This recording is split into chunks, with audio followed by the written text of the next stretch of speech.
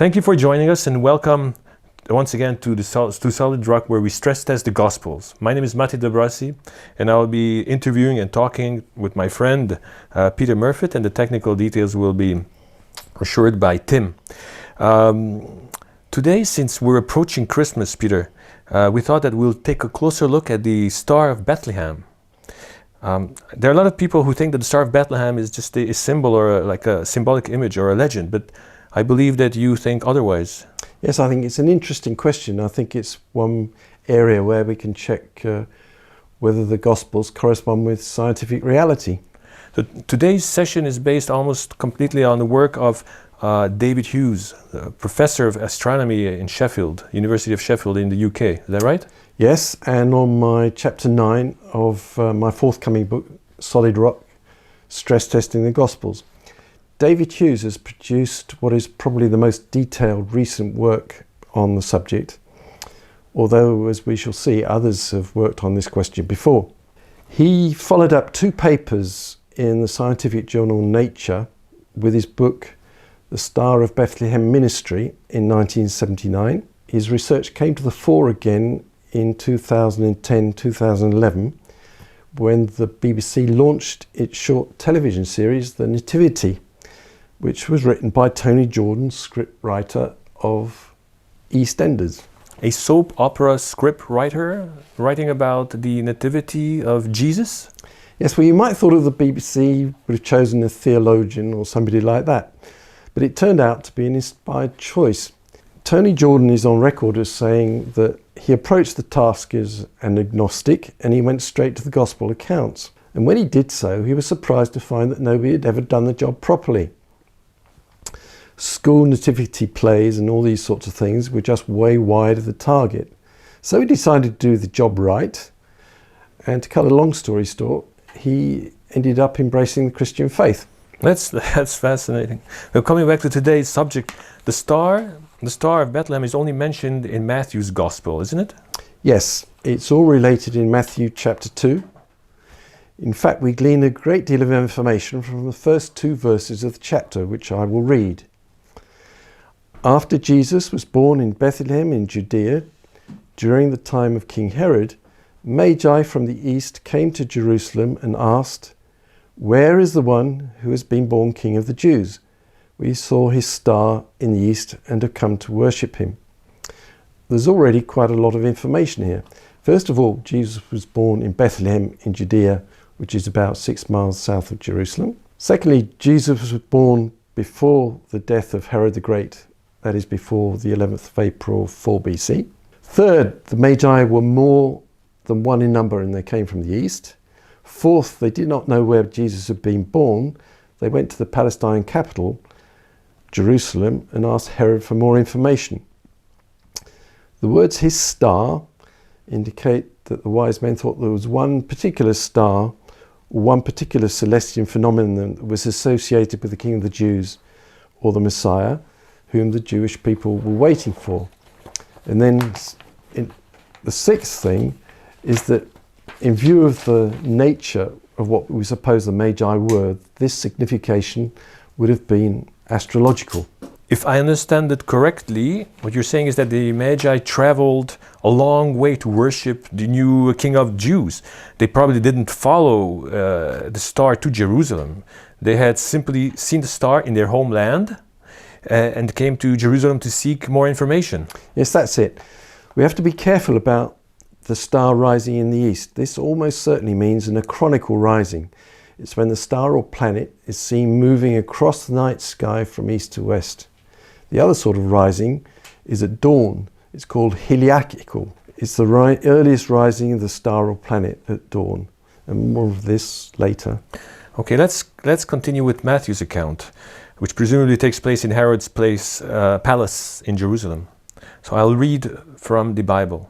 When Herod heard this, he was disturbed, and all of Jerusalem with him. When he had called together all the people's chiefs, priests, and teachers of the law, he asked them where the Christ was to be born. "In Bethlehem, in Judea," they replied. "For this is what the prophet has written. But you, Bethlehem, in the land of Judah, are by no means least among the rulers of Judah. For out of you will come a ruler who who will be the shepherd of my people Israel. This is from Micah 5, verse 2. Then Herod called the Magi secretly and found out from them the exact time the star had appeared. He sent them to Bethlehem and said, "Go and make a careful search for the child. As soon as you find him, report to me, so that I too may go and worship him." After they had heard the king, they went on their way, and the star they had seen in the east went ahead of them until it stopped over the place where the child was. When they saw the star, they were overjoyed. On coming to the house, they saw the child with his mother Mary, and they bowed down and worshipped him. Then they opened their treasures and presented him with gifts of gold and incense and myrrh. Having been warned in a dream not to go back to Herod, they returned to their own country by another route. This is from Matthew chapter 2, verse 3 to 12.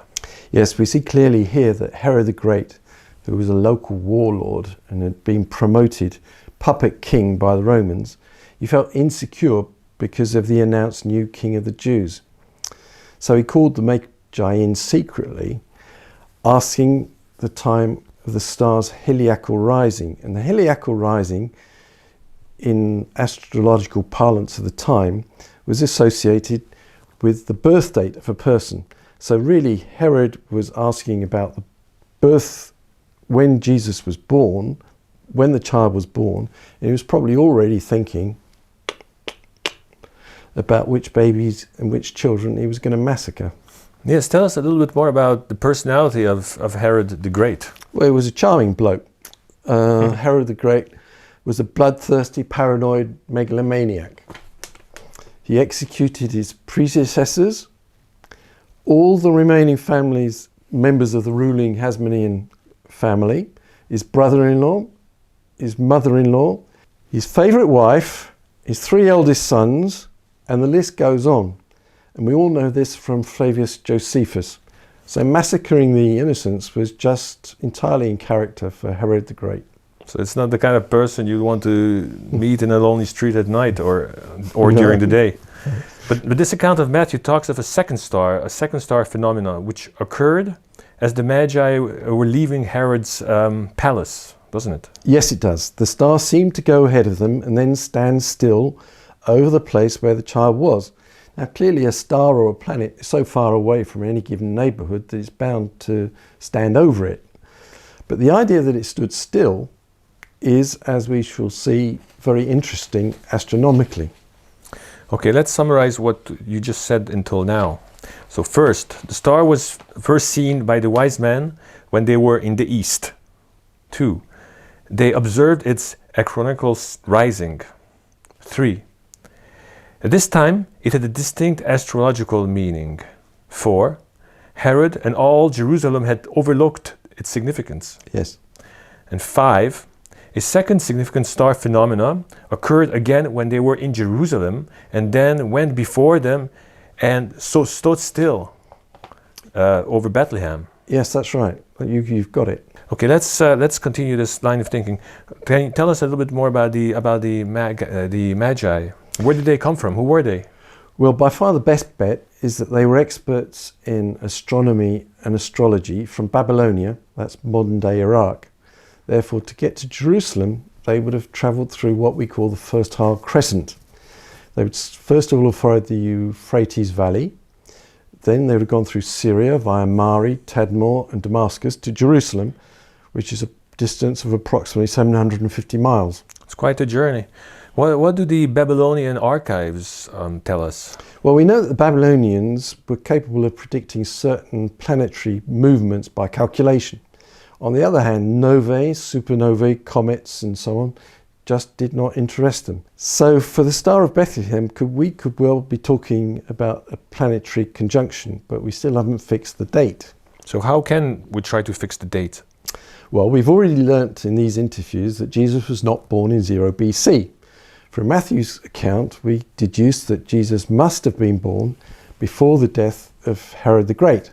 Some think he died on the 11th of April in 4 BC, but we follow Professor Hughes and go for the 6th of December 5 BC. Then, to narrow down the date of Jesus' birth, we have to look at Luke's Gospel, chapter 2, and I shall read some of Luke's Gospel, chapter 2, verses 1 to 8.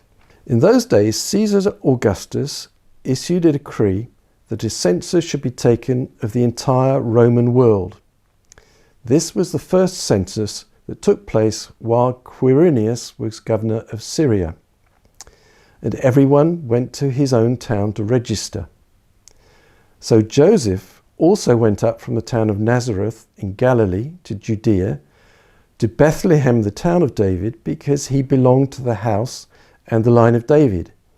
He went here to register with Mary, who was pledged to be married to him and was expecting a child. While they were there, the time came for the baby to be born, and she gave birth to her firstborn, a son. And there were shepherds living out in the fields nearby, keeping watch over their flocks by night. So in the Gospel you mentioned a census. When did this census occur? Well, we know from Flavius Josephus and Acts chapter 5 verse 37 that there was a census in AD 6 when Quirinius was governor of Syria. But we can take the reading of our Luke passage to mean that the census involving Joseph and Mary was before the one AD 6. And since such censuses in the Roman world appeared to occur every 14 years, that puts the first census, in 8 BC with a margin of error of plus or minus 2 years. Okay, according to this idea, Jesus was born somewhere between 8 and 6 BC. Yes, that's right. We have to take account of 2 further points. Firstly, Origen and Eusebius both state that Joseph and Mary stayed in Egypt for 2 years before the death of Herod. And secondly, Herod massacred the infant boys and babies of 2 years or under. That's Matthew 2 verse 16. So all this means that Jesus was born between January 8 BC and December 7 BC, with 7 BC being the preferred date. So the shepherds were out in the field. What does this tell us? Well, sheep flocks are kept out in the fields in that part of the world between March and the beginning of November. Okay, right. So we're wondering if there might be some interesting celestial phenomena involving planets, which occurred in 7 BC, that the Babylonians would have understood, but not the Jews. Exactly. The great German astronomer Johannes Kepler first proposed the solution in 1603. It is that the star was a triple conjunction of the planets Jupiter and Saturn in the constellation Pisces. The Babylonian Magi would have interpreted Saturn as meaning Yahweh or the Jews, Jupiter is king of the Jews or the Messiah, and Pisces is the land of Palestine. And such a triple conjunction occurred in 7 BC. Okay, so we're getting a little bit closer, but what is a planetary conjunction? A planetary conjunction of Saturn and Jupiter is when the planets Earth, Jupiter and Saturn are lined up in the heavens. And we can see this from here. If this is Earth, my little clay ball, and this is Jupiter and this is Saturn, it turns out that Jupiter and Saturn are both about the same size. And it also turns out that the distance between Earth and Jupiter and between Jupiter and Saturn is about the same. So a planetary conjunction of Jupiter and Saturn is when the 3 planets are lined up like this. Unfortunately, my visual aid is not fantastic, because if this is the size of Jupiter and that's the size of Saturn, then this distance should be 320 meters and not the few centimeters that we got here. Okay. So what is a triple conjunction? Well, a triple conjunction is when this planetary alignment occurs about 3 times in 1 year.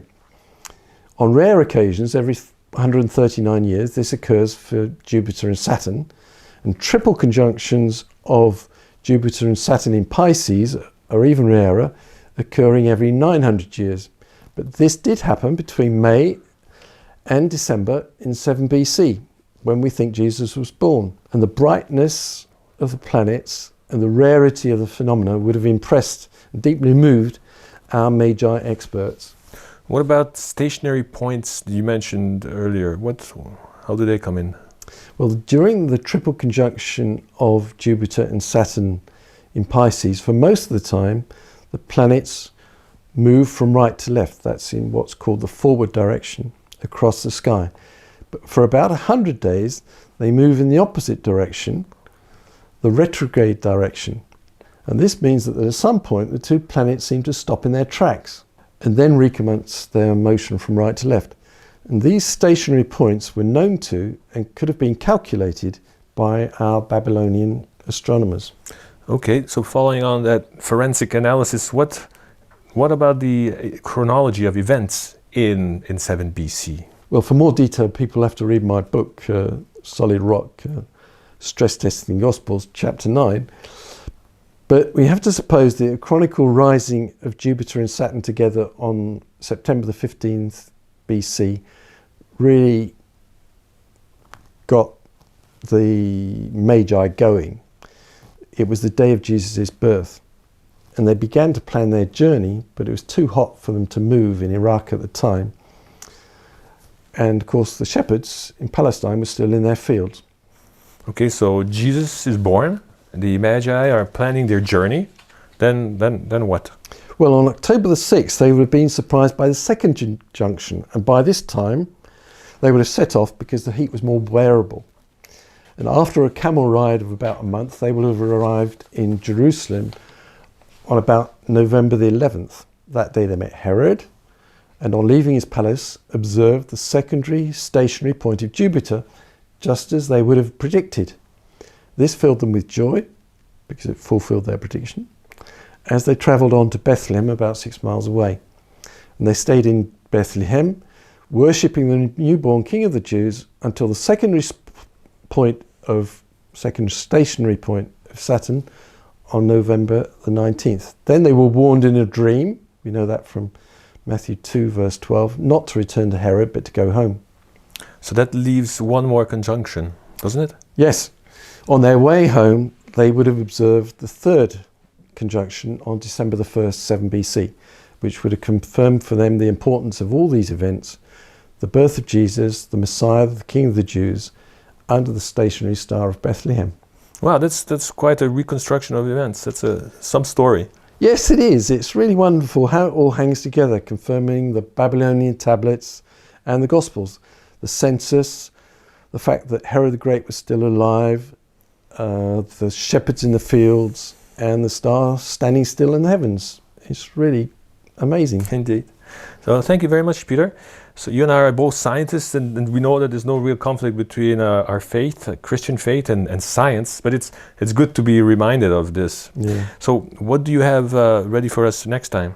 Well, next month we'll be coming back to the sea-changing gospel studies that we talked about in the very first interview, and we'll be looking into the literary genre of the Gospels. Okay, that sounds good. So we're looking forward to it, and I would like to thank you and thank all our viewers. So see you next year. Meanwhile, I'm sure, Peter, you will join me in wishing everybody a Merry Christmas. Yes, indeed. Celebrating the birth of Jesus of Nazareth, the Messiah, the Son of God, and Emmanuel, God with us. Merry Christmas. May God bless you all.